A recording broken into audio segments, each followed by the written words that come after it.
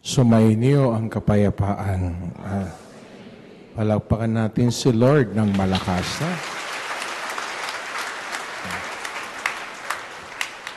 Reverend Mark is our deacon. Please pray for him. God willing, he will be ordained a priest come March. No? So he is being prepared for that priestly ordination. So his diaconate, we call it transitional. Transitional means that it's part of his formation going to the priesthood. So pag-pray natin si Reverend Mark, ha? Yes or no? Yes. Lakas mo, Mark, ha? Ano? And by the way, let me also tell you that the CBCP already approved that in the Philippines, we can also have the permanent deacons. So that means those who are married and they wanted to serve the church, then they can undergo the formation. And they can also become deacons. We call them the married deacons. It's not transitional, it's permanent. No? So meron ba dito na gusto maging permanent deacon? Pumalakpak ng malakas. No? Kung sawa na kayo sa ingay ng asawa ninyo, hindi pwede yan because as a permanent deacon, you're married, you still stay with your family, but you will be serving in the church. No? So please have that mindset so that when you pray for it, who knows, one among you will have that call to enter in that permanent training for becoming a permanent married deacon in the church. Amen? Amen. Again, palakpakan natin si Lord. No?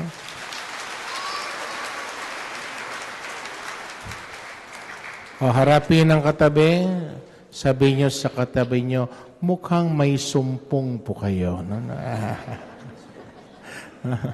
Ulitin nyo, sabi nyo, mukhang may sumpong po kayo. No? Sino dito sa inyo ang may mga sumpong paminsan-minsan, pumalakpak ng malakas? No? Kami, Ang dami, no? You translate, ano sa English ang sumpong? May something. You know? So it's unexplainable. It's a Filipino expression. Sometimes the attitude really changes, no? So that's an experience of many of us. May sumpong. Yes or no? Yes. Sino ang madalas sumpungin? Babae o lalaki? Sagot? Di tayo sure. You know, I was invited by a shrine. Sabi sa akin, Father, we would like to invite you every month if you can spare 2 or 3 hours for confession.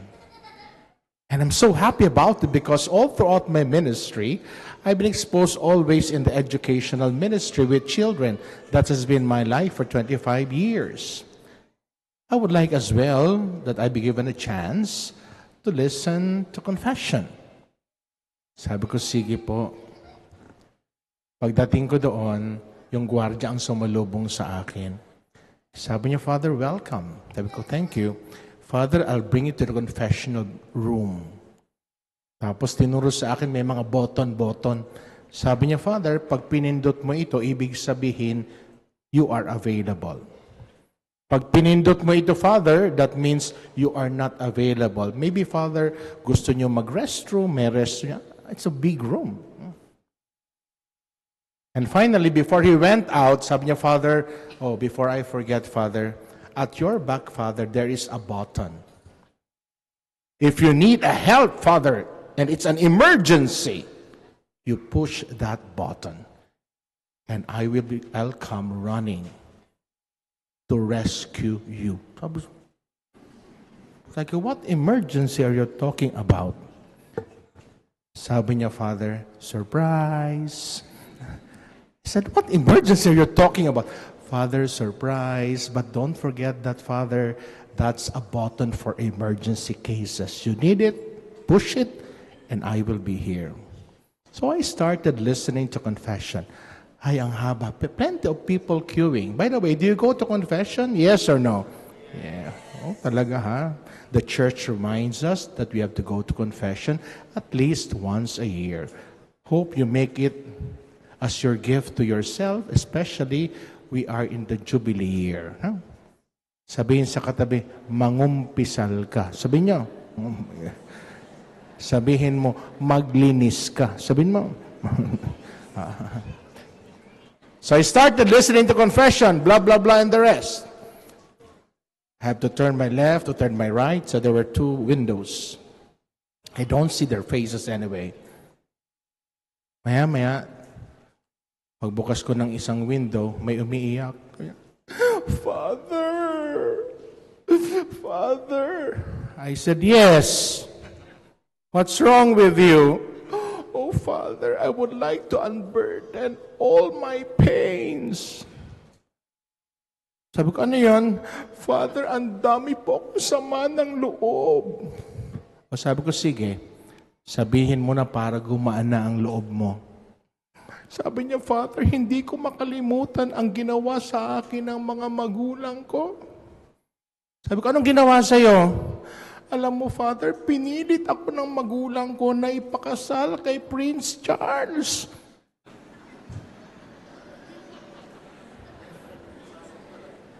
Bigla akong natauhan. Sabi ko, pakiulit.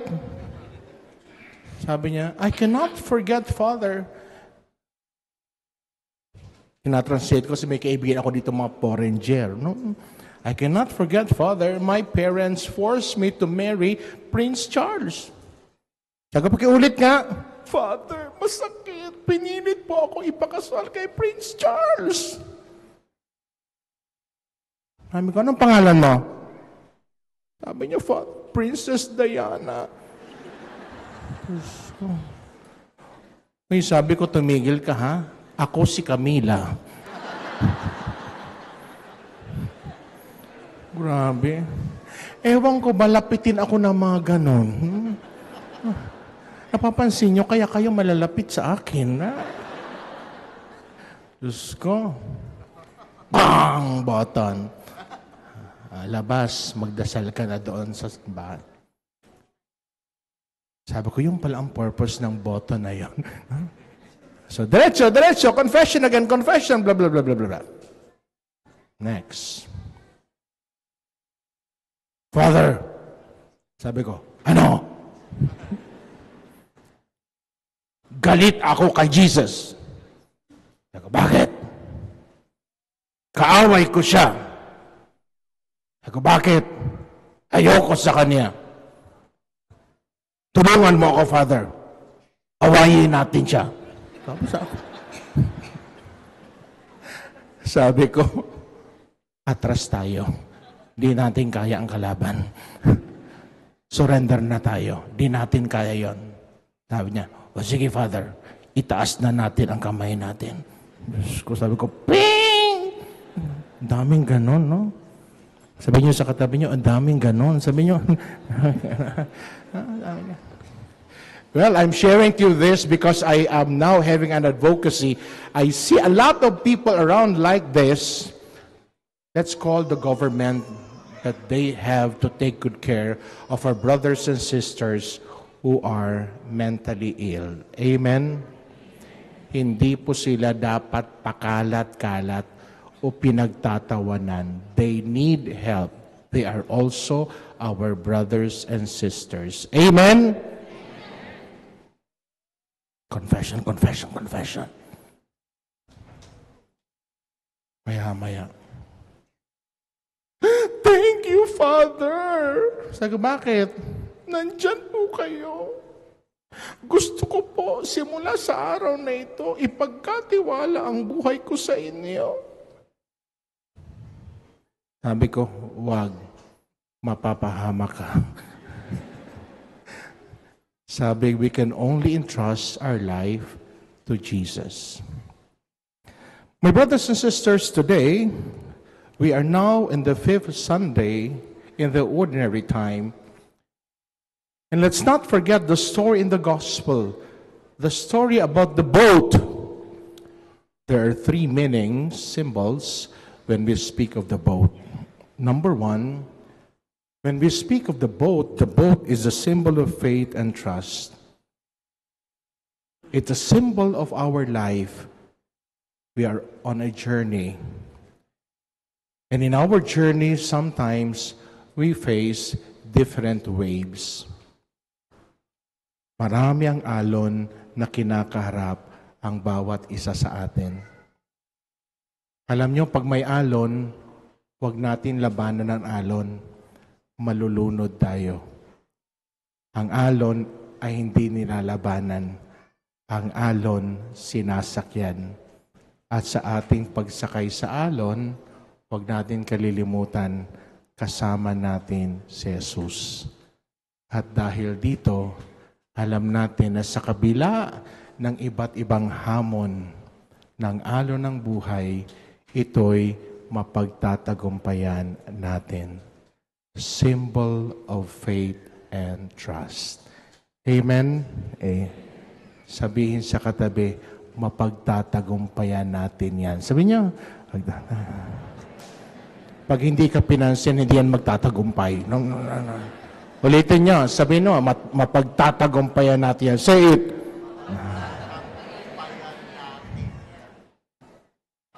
Alam niyo, kagabi, kahapon, my brother and I, medyo kami, we were shocked, no? Yung sister namin, the lawyer who was taking good care of our parents, broke the news to us, our dad met an accident. Sabi ko, Lord, paano yon? Malayo ako, malayo din si Munsi. Hi, Lord, kayo na po ang bahala. Sometimes masakit mag-isip. Mag-isip ka na mag-isip, wala ka namang magagawa. Amen? Maya-maya, yung bunso naming kapatid na nurse, hindi naman talaga yun mabait, nagbabait-baitan kung minsan. Ay, narinig niya ba ako? Baka nandito, no? Bigla siyang sa chat group, sabi niya, uuwi ako, in-arrange ko na yung aking leave. Ako mag-aalaga kay Daddy. Tinawagan ako ni Munsi, sabi niya, did you ask her? Sabi ko, no, I did not. Did you tell her about what happened to Dad? I said, I did not. Because I wasn't really expecting her to do that. I don't want her to feel obliged. Umuwi siya para alagaan si Daddy. God called me and my brother, we who are far away from our parents. Sometimes, hindi kinakailangan kontrahin ang alon. Sometimes, yung sakit, huwag nating kainisan. It will bring something good to us. God who is perfect, God who knows everything, He might be preparing us for bigger and surprising things. Amen? Huy, amen? May nakaupo dito palagi, no? I think it was last year. Sabi sa akin, Father, please pray for us. We have been married for blah, blah, blah years. I didn't see them today. Good, they are not here, no? Sabi niya, Father, please pray for us. We would like to have a baby. I asked them to come closer, and I said, Lord, please grant what they asked. Please do this. And I asked the prayer of Saint Charbel. Pagkatapos na sabi ko, magkakaanak kayo. I think 2 Sundays ago, they approached me. Sabi sa akin ng babae, Father, malaki na po ang tiyan ko. Sabi ko, ano ang kinain mo? See? Sometimes, when prayers are not answered yet, it does not mean that it is not answered. The Lord just wanted us to wait. Wait because it will come. When it comes when we don't expect it. Always in His time. The boat is the symbol of faith and trust. It's a boat full of hope. Second, when we speak of the boat is the symbol of the church. It's the ark of salvation. There is one thing that the church wants. There's one thing that the church prays and the church does. And the church would like that all of us experience salvation and walk in the path of holiness. You know, when we are in difficult times, we pray a lot, right? When we are in a situation to which things are beyond us, we pray so much. And that's what the church would like to remind us always. The boat is a symbol of the church, the ark of salvation. The third, when we speak of the boat, it's a symbol calling us to evangelize, to become fishers of men, to share the gospel, and to lead others to Christ. My brothers and sisters, there are 3 commitments I would like to present to you today as we celebrate this Mass, the 5th Sunday in the ordinary time. Number 1, the commitment to trust God at all times, in season and even out of season. And what would that entail? We go to the first reading from the book of the prophet Isaiah. Woe to me, I am doomed, a man of unclean lips, yet my eyes have seen the King, the Lord of hosts. That commitment invites us to see God in everything. To see God not only in moments of joy, but to see God even in moments of pain. To see God even in challenging times. And that's what second reading as well reminds us when Paul said, I was born abnormal. When Paul said, God allowed himself to be seen by James and the other apostles, and last of all, he has allowed that he be seen by one who has been born abnormal, and that is me. He calls himself abnormal. That's the first commitment that I would like to invite everyone today. The second is commitment to community and fellowship. Could you please say the word community? Say it, community. You know, I discover lately that there is a growing number of people who are living alone. I was celebrating Mass yesterday in one of the parish, and I was asking those who have been there for the Mass, sino sa inyo ang nakatira sa bahay na nag-iisa? I was surprised. 4 old people raised their hands. Pwede magtanong, sino sa inyo ang walang kasama sa bahay? Itaas ang kamay. Ay, wala. Tumayo po kayo. Bakit wala kang kasama sa bahay? Tuwang-tuwa naman ito. May kasama ka sa bahay? Okay, baka wala. Bakit wala po kayong kasama sa bahay? Miss Gaang, bakit na walang kasama sa bahay? Ano daw? Ano? May mga pamilya ng anak mo? Ganon ka nakatanda? You look young. Nasaan ang asawa mo? Nasaan na? Nasa ibang bahay, ano? Ano ba yan? Totoo. Miss Gang, kunin mo ang number, ha? Doon na siya tumira sa atin. Wow. Wow. Sino pa ang walang kasama sa bahay? Yung bata gumagano, no? Sabi ng nanay, tigilan mo ako sama mo ako. Ha? Meron ba doon walang kasama sa bahay? Alam nyo, don't forget this, ha? Put this in your mind. And that's what the world tells us today. You want to be at peace? Live alone. But that's not what the church says. You want to be at peace, do not be alone. Live in a community. Meron ba ditong pinanganak? Bigla na lang inulog galing sa taas? Meron ba? Meron daw. Oh. The world says, you want to be at peace, nobody bothers you, be alone. But that's not what the church says. Jesus was calling disciples to be with him. He was sending them in pairs, by pairs. Here comes in a boat. Peter was not alone. There were other fishermen in the boat. Tinanong ko yung apat na matanda. Yung isa, sabi ko, bakit ka nag-iisa? Malalaki na po ang mga anak ko. Nasaan ang mga anak mo? Nasa Guam. Wow. Sabi ko, bakit hindi ka sumama? Sabi sa akin, kayo, Father, kung gusto nyo, kayo na lang po. Mga matatanda talaga.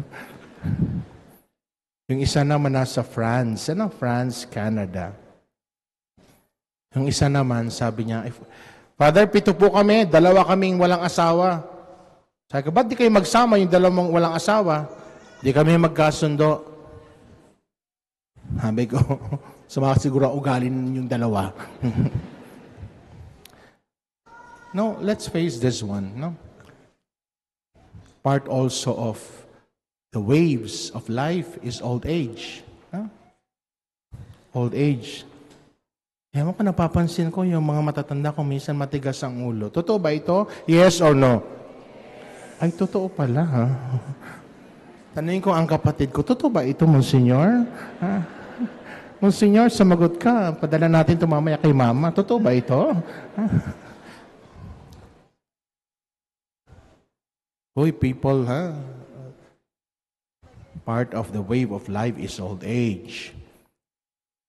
When you are old, accept it. There are things you can do before which you cannot do now. Learn to entrust yourself to those who would be willing to take good care of you. Do not make things difficult for them. Amen. And of course, children, you have been taken care by your parents. Well, the church doesn't say that you do the same, but the church says invites us to have a grateful heart. Can I make a request to all of you? If you know of people, friends, cousins, in the neighborhood, whom you know is living alone, could you please chat and ask them, how are you? Kamustahin nyo man lang? For them to feel that they are not alone. Can we all do that together as a commitment to our to community and fellowship? Yes or no? Dalawa lang ang sumagot. Ano ba yan? Yes or no? Yes. Yan, mga bata. Children, yes or no? Kala nyo naman, gago. Kala nyo naman. Louder! Children, yes or no? Kakamustahin nyo si Father araw-araw, ha? Yes or no? Maniwala ako sa inyo. But you see, here comes the willingness of children. So that's the second commitment. The first is commitment to trust God at all times. The second is commitment to community and fellowship. And the third is commitment to mission. May 2 kaming kapatid sa society. They will be going in a mission. Father Clarence and Father Mario. No? Please pray for them. It will not be an easy life. No? Wala silang ganitong karaming tao. Marami sa kanila ang mga kangaroo. Baka nagmimisa sila, magsisimba kangaroo and koala. Na? They're living in a faraway area in Australia. Please pray for them. And how can be part of that mission when we pray for our missionary priests? We pray for those who are in the mission. And in our own way, may our life truly manifest our willingness to share Jesus to one another. Today, as we celebrate this Mass, we pray for that commitment to trust God in season and out of season.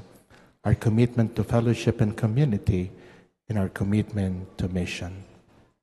Amen.